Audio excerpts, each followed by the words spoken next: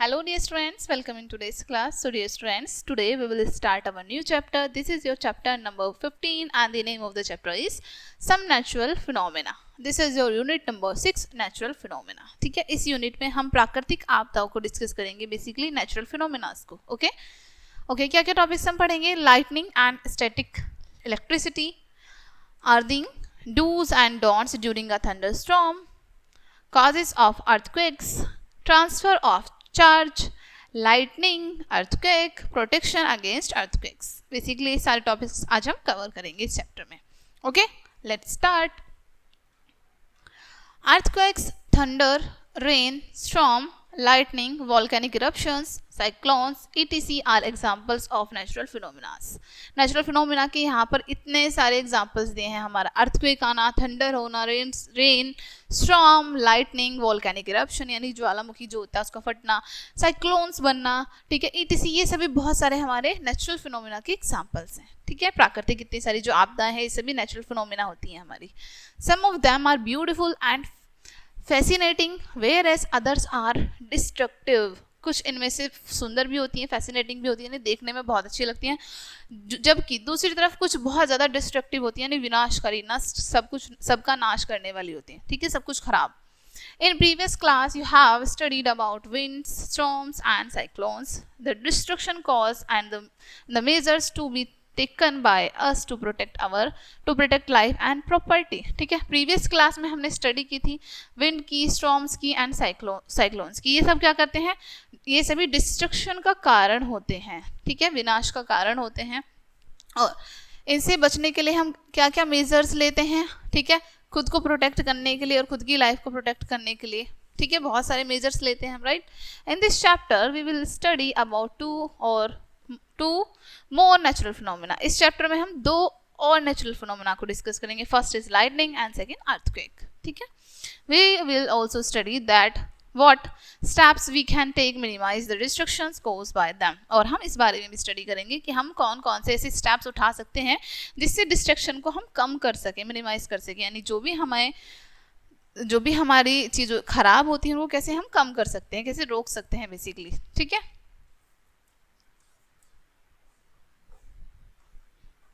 Okay, next topic is lightning and static electricity.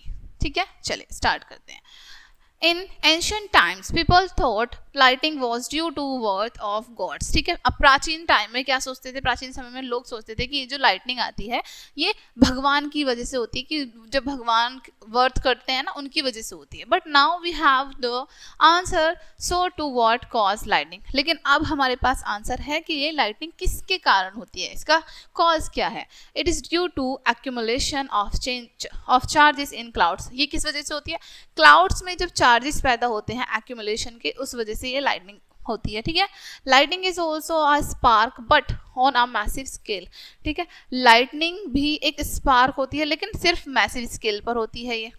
ठीक है, next, Benjamin Franklin, an American scientist in 1752 conducted an experiment using a silk kite. ठीक है, अब Benjamin Franklin ने, जो कि एक अमेरिकन साइंटिस्ट थे, 1752 में इन्होंने एक एक्सपेरिमेंट कंडक्ट किया एक सिल्क काइट की हेल्प से. ठीक है, ही Tide a small metal key to the string held in the hand. ठीक है, इन्होंने क्या क्या टाई किया? एक छोटी सी की को, मेटल की की को स्ट्रिंग पर अपने हैंड में. ठीक है, when the kite flew into the cloud, lightning struck and the key unturned hot. ठीक है, और जब हमारी काइट ऊपर की तरफ फ्लो कर गई, ठीक है, उड़ गई, तो क्लाउड से लाइटनिंग आई. ठीक है, क्लाउड से लाइटनिंग आकर जो की है वो हॉट हो गई, गर्म हो गई. The key become electrically charged. जो की थी हमारी इलेक्ट्रिकली चार्ज हो गई. He concluded that lightning and spark from our clothes are essentially. ठीक है, from our clothes are essentially. अब उन्होंने क्या कंक्लूड करा कि ये जो लाइट है और जो स्पार्क है ये क्लोथ्स के लिए essentially the same phenomena. Clothes के लिए, हमारे लिए क्या है, एक सेम फिनोमेना है. It takes more than 2000 years for this discovery. इस डिस्कवरी को 2000 साल से भी ज़्यादा टाइम लगा. Next, charging by rubbing. ठीक है, ऐसे रब करके चार्ज होने वाली चीजें। When the plastic refill is rubbed with a polythene piece, it acquires a small electric charge by friction। ठीक है, जब प्लास्टिक रिफिल को हम रब करते हैं किसी भी पॉलिथीन पीस पर, तो वो क्या करता है, एक स्मॉल इलेक्ट्रिक चार्ज को एक्वायर कर लेता है, ठीक है, फ्रिक्शन की वजह से। The object which acquire the charge is called charged object। जो ऑब्जेक्ट हमारा एक्वायर करता है एक्वायर करता है चार्ज को, उसको हम चार्ज्ड ऑब्जेक्ट कहते हैं। Static electricity produced by this method is called charging by friction. ठीक है, स्टैटिक इलेक्ट्रिसिटी जो है प्रोड्यूस होती है इसी मेथड से, और इसको हम कहते हैं चार्जिंग बाय फ्रिक्शन। ठीक है, next activity first, let us charge various materials using the method of rubbing। ठीक है, अब हमको क्या करना है, अलग अलग मेथड का यूज करके जो चार्ज है हम उसको देखते हैं। ठीक है, अलग अलग मेथड यूज करेंगे इसमें हम। ठीक है, rub a balloon with a piece of wool, cloth और पॉलिथीन। आपको एक बलून को या तो वूल के क्लॉथ पर या फिर पॉलिथीन पर रब करना है। Bring the balloon near piece of small paper. अब बलून को एक छोटे से पेपर के पास लेके आना है। ठीक है, वो डू यू ऑब्जर्व, आप क्या ऑब्जर्व करते हैं। Similarly repeat this activity with more times. Similarly ये एक्टिविटी आपको ज़्यादा टाइम रिपीट करनी है। ठीक है, अब देखो यहाँ पर आपको ऑब्जेक्ट जो रब करने हैं वो बताए हैं। Material used for rubbing, rubbing के लिए क्या मटेरियल यूज करेंगे, वो इफेक्ट ऑफ पेपर पीस, उस पर क्या पेपर के पीस पर जो भी इफेक्ट आया है यहाँ पर वो बताएंगे। ठीक है, पेपर या चार्ज हुआ है या नहीं वो बताएंगे। ठीक है, जैसे बलून को जब हमने वूल या फिर वूल क्लॉथ या फिर पॉलिथीन के साथ रब करते हैं तो क्या हुआ, इफेक्ट आया पेपर पीस पर, अट्रैक्ट किया, उसने अट्रैक्ट किया था और चार्ज हुआ। ठीक है, ग्लास ऑफ रोड में क्या, जब उसको सिल्क क्लॉथ के साथ रब किया, अट्रैक्ट हुए वो और चार्ज हुआ। इरेजर को जब हमने वुलन क्लॉथ के साथ किया, अट्रैक्ट हुए, चार्ज हो गया। ठीक है, एबोनाइट रोड को जब हमने फर के साथ किया रब, अट्रैक्ट हुए और चार्ज हुआ। ठीक है, स्टील रोड को जब हमने फर के साथ किया तो कोई भी इफेक्ट नहीं दिखा हमें और चार्ज नहीं हुआ। ठीक है, when a glass rod is rubbed with silk, negative charge of the glass are transferred to silk. ठीक है, देखो अब यहाँ पर आपको जब हमने एक ग्लास रोड को रब किया सिल्क के साथ तो नेगेटिव चार्ज जो है ग्लास का वो ट्रांसफर हो गया सिल्क में। ठीक है, सिल्क से basically the glass rod acquire a positive charge and the silk cloth are negative charge. Glass rod ने एक्वायर किया पॉजिटिव चार्ज को और सिल्क रोड ने एक्वायर किया नेगेटिव चार्ज को, बेसिकली सिल्क क्लॉथ ने। When ebonite rod is rubbed with wool, wool gets positively charge and ebonite rod negatively charge. ठीक है, जब हमने एबोनाइट रोड को रब किया वूल के साथ तो जो वूल में उसमें पॉजिटिव चार्ज आ गया। ठीक है, और जो एबोनाइट रोड है हमारे उसमें नेगेटिव चार्ज आ गया। Objects made of rubber, polythene, glass and ebonite can be charge. जो ऑब्जेक्ट हमारे रबर, पॉलिथीन, ग्लास और एबोनाइट से बनते हैं वो चार्ज हो सकते हैं। Metals like steel can not be charge by rubbing. Metals जैसे स्टील वो रबिंग करके चार्ज नहीं हो सकते हैं। ठीक है, next types of charges and their interactions. Types of charges देख लेते हैं और उनके इंटरेक्शंस देखते हैं। Activity 2, take 2 balloons and inflate them. 2 balloon लेने हैं आपको, उनको इन्फ्लाइट करेंगे। Hang them on a cloth string in such a way so that they do not touch each other। ठीक है, अब उनको हैंग कर देना है, किसी भी जगह पर आप हैंग कर सकते हैं। लाइक आप यहाँ पर आपको बताया है क्लॉथ स्ट्रिंग पर हैंग कर सकते हैं और उन थोड़ी सी डिस्टेंस पर हैंग करेंगे ताकि वो एक दूसरे को टच ना करें। रब both the balloons with a woollen cloth. दोनों बलून्स को वूलन क्लॉथ से रब करेंगे। व्हाट डू यू ऑब्जर्व, आप क्या ऑब्जर्व करते हैं। 2 balloons move away from each other. दोनों बलून्स एक दूसरे से दूर हो जाएंगे। Now repeat this experiment using plastic refill and rubbing them with polythene. अब यही एक्सपेरिमेंट में आपको यूज करना है प्लास्टिक रिफिल और रब करना है दूसरी साइड पॉलिथीन से। Place 1 refill in a glass tumbler after rubbing it. ठीक है, अब एक रिफिल को आपको ग्लास टम्बलर में रख देना है रब करने के बाद। Bring the second charge refill close to this one. अब आपको सेकेंड चार्ज रिफिल लेके आनी है इसके पास। व्हाट डू यू ऑब्जर्व, आप क्या ऑब्जर्व करेंगे। दे आर अट्रैक्टेड और do not repel each other. वो एक दूसरे की तरफ अट्रैक्ट हो जाएंगे और एक दूसरे से रिपेल नहीं होंगे, दूर नहीं होंगे। Now repeat this activity with object made of 2 different materials like balloon and plastic refill. अब आपको इस एक्टिविटी को रिपीट करना है। ठीक है, कोई भी ऐसे 2 ऑब्जेक्ट लेने हैं डिफरेंट मटेरियल से बने हो, जैसे बलून और plastic refill. What do you notice now, अब आप क्या नोटिस करते हैं। ठीक है, यहाँ पर आपको क्या बताया है, नॉलेज जोन में static electricity consist of electric charges which do not flow. Static electricity में इलेक्ट्रिक चार्जेस कंसिस्ट होते हैं जो कि फ्लो नहीं करते हैं, ठीक है।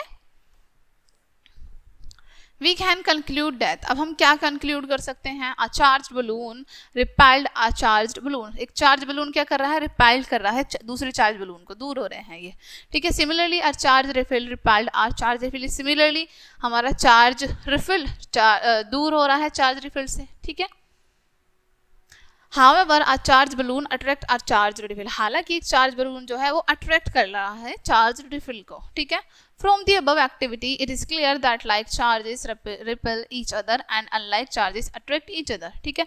above activity से ये हमें क्लियर हो चुका है कि जो रिपेल चार्जेस होते हैं वो अनलाइक करते हैं, अनलाइक चार्जेस होते हैं यानी कि अट्रैक्ट करते हैं एक दूसरे को, ठीक है।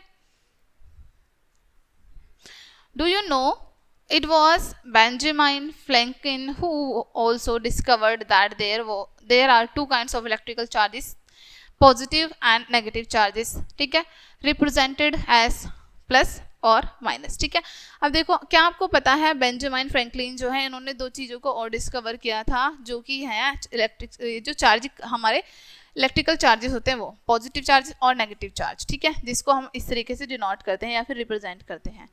नोट में क्या बताया है, the glass rod acquires a positive charge when rubber with silk as a convention, ठीक है। ग्लास रोड एक्वायर करती है पॉजिटिव चार्ज को और रबर जो है जो सिल्क के साथ है वो कन्वेंशन होती है, ठीक है। The electric charge produce by rubbing are static, that is they do not move by themselves.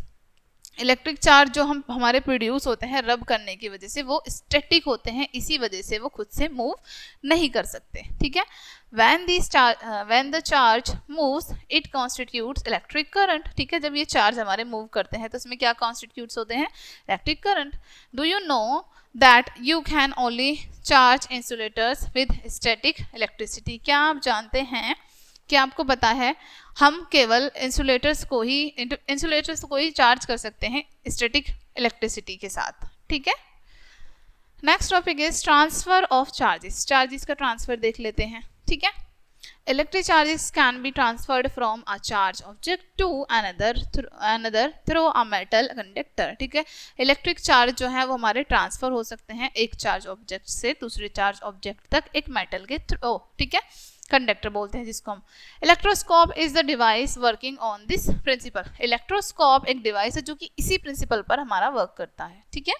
It is use to detect and measure electric charges, इसका यूज किया जाता है डिटेक्ट करने के लिए और चार्जेस को मेजर करने के लिए यानी कि बढ़ाने के लिए, ठीक है। At the start aluminium strips were not charged and they hung freely, ठीक है। स्टार्टिंग में एल्यूमिनियम स्ट्रिप जो होती हैं वो चार्ज नहीं होती हैं और फ्रीली हैंग रहती हैं वो, ठीक है। When a charged refill was brought to touch the paper clip and the charge from the refill flows down to the foil strips, metal is a good conductor of electricity and the two strips repel each other as they now carry the same charge। देखो अब यहाँ पर आपको क्या पता है, जब हमारा when a charge refill, जब कोई भी हमारा चार्ज रिफिल है, ठीक है, और उसको किसके टच में लाया गया है, पेपर क्लिप के टच में लाया गया है, ठीक है, और उसको उसमें फिर से रिफिल किया गया है यानी कि फ्लो कराया गया है एक चार्ज, ठीक है। जो हमारी फॉइल स्ट्रिप्स होती हैं मेटल की होती हैं और मेटल हमारा गुड कंडक्टर होता है, राइट। तो जो दोनों स्ट्रिप्स होंगी वो रिपेल करेंगी, एक दूसरे से दूर जाएंगी क्योंकि उनमें सेम ही चार्ज प्रोड्यूस हो रहे हैं दोनों में, ठीक है, दोनों सेम ही चार्ज कैरी कर रहे हैं basically. And electroscope can thus be used to test whether an object is carrying charge or not। Electric scope जो है इसलिए उसका हम जब यूज करते हैं टेस्ट करने के लिए कि वेदर जो कोई भी ऑब्जेक्ट है वो चार्ज हो रहा है या फिर नहीं हो रहा, उसमें उसमें चार्जिंग आ रही है या फिर नहीं आ रही है। If you gently touch the paper clip with hand, जब आप अगर बहुत ही प्यार से पेपर क्लिप को हैंड से टच करेंगे, the strips come back to their original place, strips जो है अपने ओरिजिनल प्लेस पर फिर से आ जाएगी। This is because the foil strips lose charge to the earth through our body, ठीक है। यह किस लिए होता है, जो हमारी स्ट्रिप्स हैं वो लूज कर देती है अपने चार्ज को, ठीक है, अपनी बॉडी से। This foil is said to be discharge, और इस फॉइल को हम क्या कह सकते हैं कि वो डिस्चार्ज है, ओके। एक्टिविटी थर्ड देखते हैं।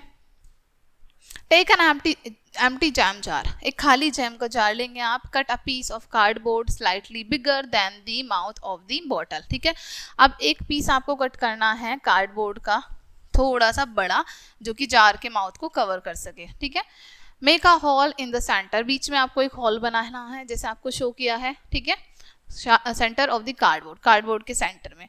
Take a paper clip and open it completely as shown in the figure, एक पेपर क्लिप लेंगे और कम्प्लीटली उसको ओपन कर देंगे जैसे फिगर में शो किया है. ठीक है, now take 2 strips of aluminium foil about 1 into 1.5 centimetre each. अब आपको क्या लेना है, एल्यूमिनियम की स्ट्रिप्स लेनी है, एल्यूमिनियम फॉइल की स्ट्रिप्स लेनी है. कितनी सेंटीमीटर की, 1 into 1.5 सेंटीमीटर की. Hang them on the paper clip as shown in the figure. अब उनको क्या करना है, हैंग कर देना है जिस तरीके से आपको शो किया गया है ना, इस तरीके से यहाँ पर हैंग कर देना है. Charge are refill by rubbing on your hair and bring it near the end of the paper clip. अब क्या करना है, उसको चार्ज रिफिल करना है. उसमें आप क्या रब करेंगे, उसमें आप अपने हेयर को रब करेंगे उससे. ठीक है, और उनके एंड पर, पेपर क्लिप के एंड पर.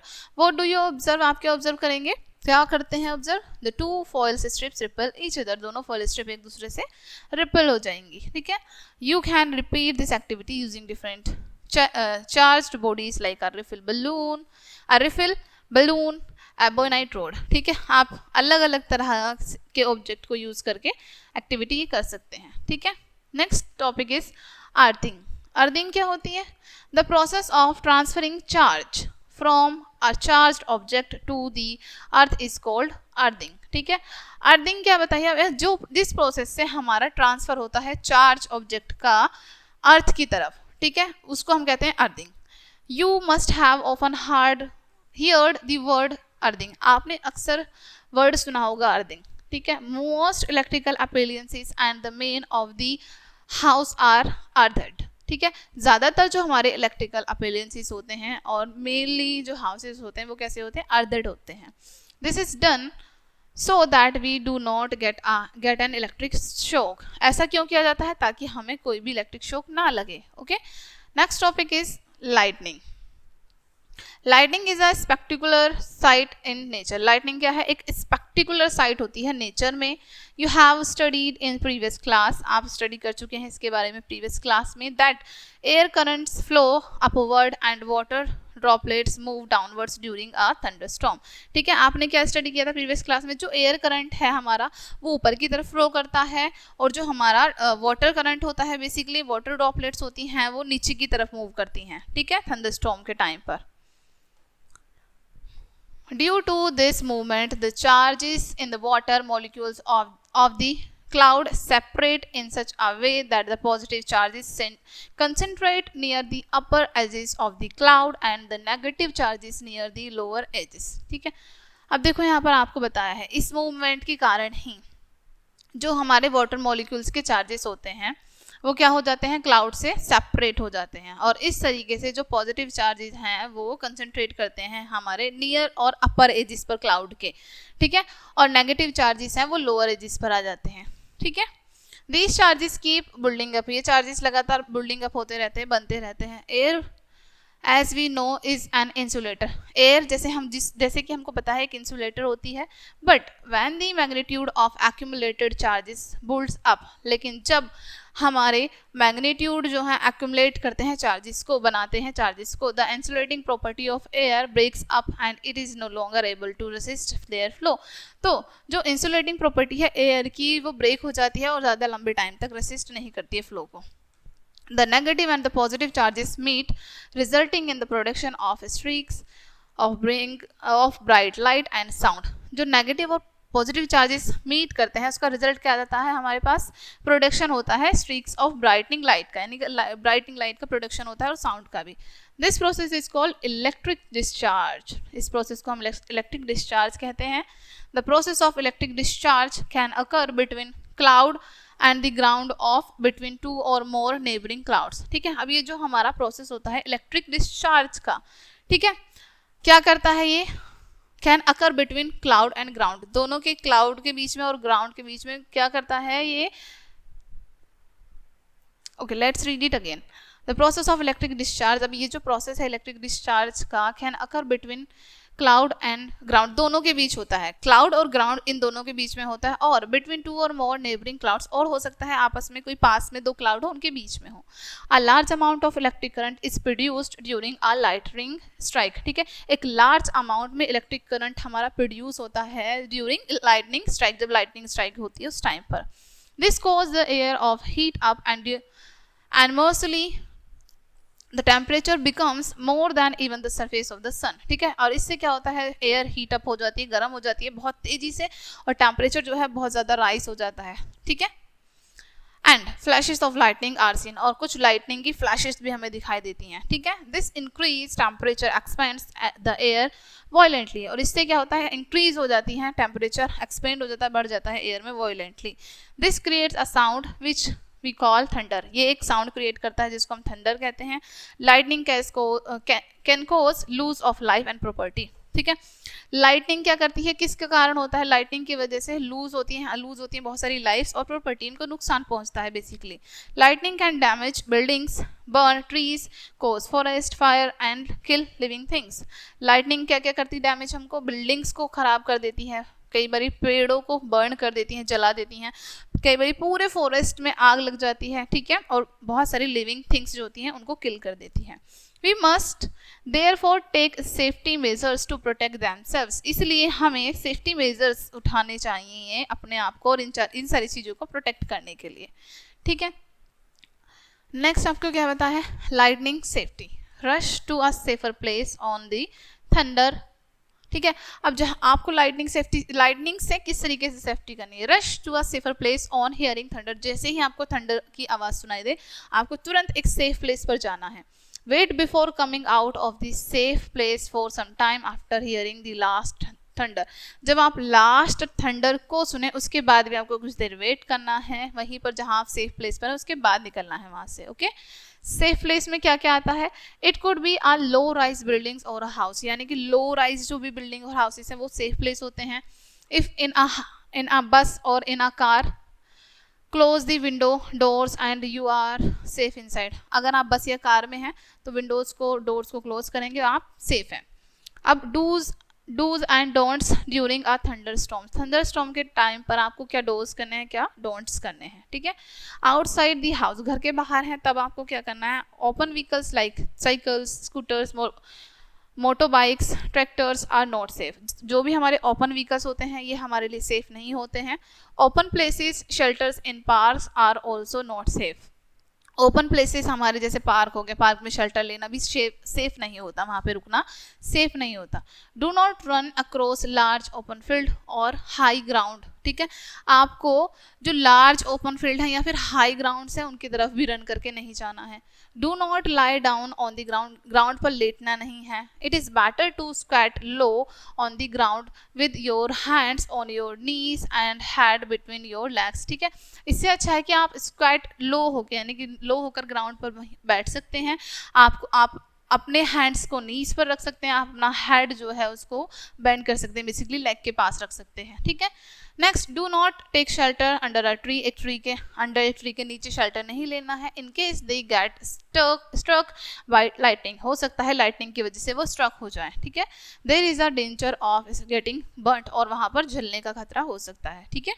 Do not carry an umbrella during thunderstorm के टाइम पर आपको अम्ब्रेला कैरी नहीं करना है। If in a forest take shelter under shorter trees, ठीक है, आप फॉरेस्ट में हैं तो आप शेल्टर कहाँ पर ले सकते हैं, शॉर्ट ट्रीज के अंदर, जहाँ जो छोटे ट्रीज होते हैं, ठीक है। Stay away from tall trees, बड़े बड़े ट्रीज से, हाई राइज बिल्डिंग्स, बड़ी बड़ी बिल्डिंग से, मेटेलिक ऑब्जेक्ट से और पोल से, इन सबसे दूर रहना है, ठीक है। Next topic is if inside the house, अगर आप घर में हैं तब आपको क्या करना है, unplug all electrical appliances like TVs, computers, etc, जितने भी इलेक्ट्रिकल अप्लायंसेस हैं उनको आपको तुरंत अनप्लग करना है। Do not use wire phones का यूज नहीं करना है। It is better to use cordless phones और मोबाइल फोन्स, इससे अच्छा है कि आप कॉर्डलेस फोन या फिर मोबाइल फोन का यूज करें। Try not to call a person who is receiving your phone through a wired phone, ठीक है, ट्राई करें आप उस पर्सन को कॉल करने की कि जो जिसको भी कॉल कर रहे हैं वो अपने मोबाइल फ़ोन से फ़ोन उठाए, वायर्ड फ़ोन से फ़ोन उठाए, यानी कि वायर फ़ोन पे ही आप फ़ोन करें, ट्राई करें, ठीक है। Avoid contact with running water and hands do not take a bath. Contact के आपको क्या अवॉइड करना है कि रनिंग वाटर से आप दूर रहें और आप बात भी ना लें, उस टाइम पर नहाए ना, स्नान ना करें। Do not touch metallic objects like metal pipes, railing और इलेक्ट्रिक वायर्स। उस टाइम पर आपको मेटेलिक ऑब्जेक्ट से भी दूर रहना है, जैसे मेटल पाइप्स को टच नहीं करना है, रेलिंग को, इलेक्ट्रिक वायर्स को, इन सबको टच नहीं करना है, ठीक है। Next topic is earthquake. It is another destructive phenomena. ये हमारा एक और डिस्ट्रक्टिव फिनोमेना होता है, ये भी बहुत ज़्यादा विनाशकारी होता है अर्थक्वेक, ठीक है। Scientist are still not able to predict them accurately. Scientist अब तक भी एबल नहीं है कि वो प्रिडिक्ट कर पाए एक्यूरेटली इसको, ठीक है। It causes great destruction of human life and property, ठीक है। और इसके कारण ह्यूमन लाइफ को और उनकी प्रॉपर्टी को बहुत ज़्यादा नुकसान पहुंचता है, ठीक है। What is an earthquake? एक अर्थक्वेक क्या होता है? An earthquake is a sudden movement और trembling of the earth which last for a brief period. Earthquake क्या होता है? अचानक से जो मूवमेंट होते हैं, ठीक है, और हमारी जो अर्थ है वो ट्रम्बलिंग करने लगती है, बेसिकली हिलने लगती है एक ब्रीफ पीरियड तक, ठीक है। It is caused due to disturbance deep down inside the crust, ठीक है। अभी किसकी वजह से होता है? जो हमारे डीप डाउन क्रस्ट हैं उनको जब डिस्टर्बेंस होता है, जब वो हिलते हैं, तब हमारा क्या होता है? अर्थक्वेक आता है। Earthquakes occur all over the earth all the time. Earthquake पूरे टाइम पर पूरी अर्थ में आता ही रहता है। They may range from mild tremors that are not noticed to massive ones causing wild spread destructions and damage to buildings, bridges, dams and life, ठीक है। अब ये कैसे हो सकते हैं? माइल्ड टर्मर्स भी हो सकते हैं, जिनको हम नोटिस नहीं करते हैं क्योंकि हमें पता नहीं चल पाता, बहुत हल्के होते हैं, कम होते हैं, और बहुत ज़्यादा वाइल्ड भी हो सकते हैं, वाइड स्प्रेड भी हो सकते हैं, जो कि डिस्ट्रक्ट कर देते हैं, बहुत सारी चीज़ों को डैमेज कर देते हैं, ब्रिड्स को, डैम्स को, बिल्डिंग्स को, लाइफ को भी। Earthquakes can also cause floods, landslides and tsunamis. Earthquake किस किस के कारण होना है? फ्लोड का, लैंडस्लाइड का और सुनामी का। You must have heard about the tsunami which occurred in Indian Ocean in December 2004, ठीक है। आपने अवश्य सुना होगा सुनामी के बारे में, जो कि इंडियन ओशन से दिसंबर 2004 में आई थी, ठीक है। Causes of earthquake. अर्थक्वेक के क्या कारण होते हैं? As seen from the diagram, Earth is made up of crust, mantle, outer core and the inner core, ठीक है। अब देखो हमारा जो यहाँ पर डायग्राम शो किया है, इसमें आपको शो किया है जो हमारी अर्थ है वो किस किस से बनी होती है?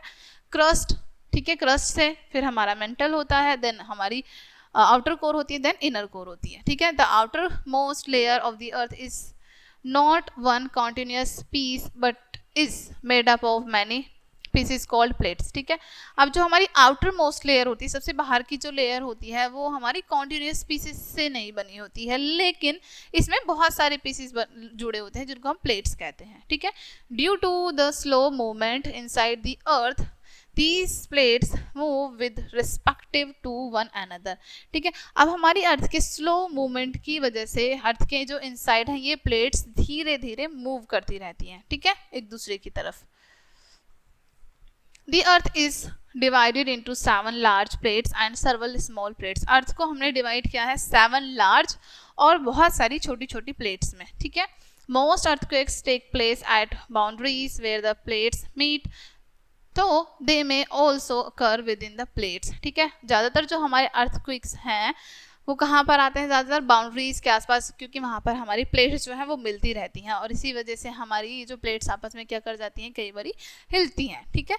The plates brush against one another or at times a plate may go under another plates due to collision, ठीक है। collision की वजह से जो ये प्लेट्स हैं हमारी, ये ब्रश करती है एक दूसरे के अगेंस्ट, और कई बार एक दूसरे के अंडर भी चली जाती है, एक दूसरे के नीचे।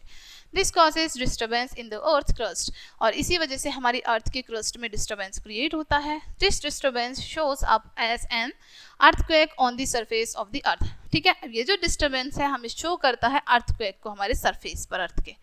Earthquakes are also caused due to volcanic eruptions. Earthquake हमारे अर्थक्वेक्स जो है हमारे वॉल्केनिक इरप्शन की वजह से भी आते हैं. The energy released during a volcano cause vibration in the crust. जो एनर्जी रिलीज करते हैं हमारे वोल्केनो के टाइम पर जो रिलीज होती है एनर्जी, वाइब्रेशंस अर्थ के क्रस्ट पर. ठीक है, इनके कारण क्या है, वाइब्रेशन होती है अर्थ के क्रस्ट पर बेसिकली जब हमारा वॉल्केनिक इरप्शन होता है. विच इन टर्न कॉजेज अर्थक्वेक. जिसकी वजह से क्या होता है, ये जो वाइब्रेशन है क्रस्ट की ये टर्न हो जाती है हमारी अर्थक्वेक में बदल जाती है. ठीक है, earthquakes may also occur when a meteor hits earth or due to undergoes nuclear explosion. earthquake हमारे कब और हो सकते हैं, जब ये जो हमारे मेटियोर्स होते हैं ना, ये हिट करते हैं अर्थ को आकर. ठीक है, और साथ ही साथ और हिट करते हैं और जो अर्थ है हमारी अंडरगोज चली जाती है न्यूक्लियर एक्सप्लोजन के. ठीक है, most common causes of earthquakes is the movement of earth's plate. ज़्यादातर जो कॉमन हमारे कॉजेज हैं, कारण हैं, वो कौन से हैं, अर्थ की जो प्लेट्स हैं उनका मूवमेंट. ठीक है, the boundaries of the plates are weak zone where earthquakes mostly occurs. ठीक है, जो बाउंड्रीज होती हैं प्लेट्स की वीक जोन होती है जहाँ पर हमारा मोस्टली अर्थक्वेक होता है. ठीक है, this weak zone are called seismic और फोल्ट जोन. ठीक है, इस वीक जोन को हम या तो सेसमिक फोल्ट या फिर फोल्ट जोन कहते हैं. In India the seismic zone are Kashmir, western and central Himalayas, whole of the north east Rajasthan, north east Rajasthan, Indo Gangetic plain and run of Kutch. ठीक है, अब आपको बताया है इंडिया में कौन कौन सी सेस्मिक जोन है, Kashmir, western and central Himalayas. ठीक है, यहाँ पर सारे एरियाज बताए हैं आपको basically. The magnitude of the earthquake is measured by Richard scale. जो मैग्नीट्यूड होता है अर्थक्वेक का उसको कहाँ पर मेजर किया जाता है, रिचर्ड स्केल पर. An earthquake having a magnitude of 2 to 4 on Richard scale is not damaging. ठीक है, अब जो अर्थक्वेक हम मेजर करते हैं रिचर्ड स्केल पर, जिसकी रेंज आती है 2 से 4 के बीच में, वो ज़्यादा डैमेजिंग नहीं होते हैं. Magnitude between 4 to 6 is considered moderate and that above 7 is destructive. ठीक है, और जो 4 to 6 के बीच में होते हैं उनको कंसीडर किया जाता है मॉडरेट, यानी कि बहुत ज़्यादा नुकसान नहीं पहुंचाते. लेकिन जो 7 से अबव होते हैं वो डिस्ट्रक्टिव होते हैं, विनाशकारी होते हैं. Do you know that an earthquake of magnitude 5.0 is 10 times more severe than that of magnitude 4.0? क्या आपको पता है जब हमारा अर्थ का मैग्नीट्यूड 5.0 होता है वो उसके 10 टाइम्स सर्वल्स होता है हमारा 4.0 मैग्नीट्यूड. ठीक है, next activity 4, the vibrations. Okay, activity with the help of your parents find out about 2 earthquakes which occurs in India having magnitude of more than 7.5. ठीक है, अपने पेरेंट्स की हेल्प लेनी है यहाँ पर आपको और फाइंड आउट करना है ऐसे 2 earthquakes के बारे में जो कि इंडिया में हुए हों और जिनका मैग्नीट्यूड जो है वो 7.5 से ज़्यादा रहा हो. ठीक है, the vibration causes bye an earthquake travel in the form of waves on the surface of the earth. ठीक है, अब यहाँ पर आपको बताया है जो वाइब्रेशंस होती हैं हमारी अर्थक्वेक्स के कारण वो ट्रैवल वेव्स कहाँ पर करती हैं, हमारे अर्थ के सरफेस पर. These waves are called seismic waves. इन वेव्स को हम सेस्मिक वेव्स कहते हैं. Seismograph is the instrument used to measure seismic waves. Seismograph एक इंस्ट्रूमेंट होता है जो इन सेस्मिक वेव्स को मेजर करता है, यानी कि इनको मापता है. Seismograph consist of vibrating rod और pendulum with a string to which a pen is attached. ठीक है, सिस्मोग्राफ में क्या कंसिस्ट होती हैं, वाइब्रेशन रोड होती है और पेंडुलम होता है. ठीक है, एक स्ट्रिंग और with a string which a pen is attach, एक स्ट्रिंग से एक पैन अटैच किया जाता है. ठीक है, the rod starts vibrating when tremors occur. ठीक है, रोड जो है वाइब्रेट करना स्टार्ट कर देती है जब हमारे टर्मर्स होते हैं. ठीक है, the seismic waves are recorded by the pen और a paper like graph which moves underneath it. ठीक है, अब जो सेस्मिक वेव्स हैं उनको रिकॉर्ड किया जाता है पेन और पेपर पर एक ग्राफ बनाकर. ठीक है, जो भी हमारे अर्थ के अंडरनीथ मूवमेंट चलते रहते हैं अर्थ के अंदर. ठीक है,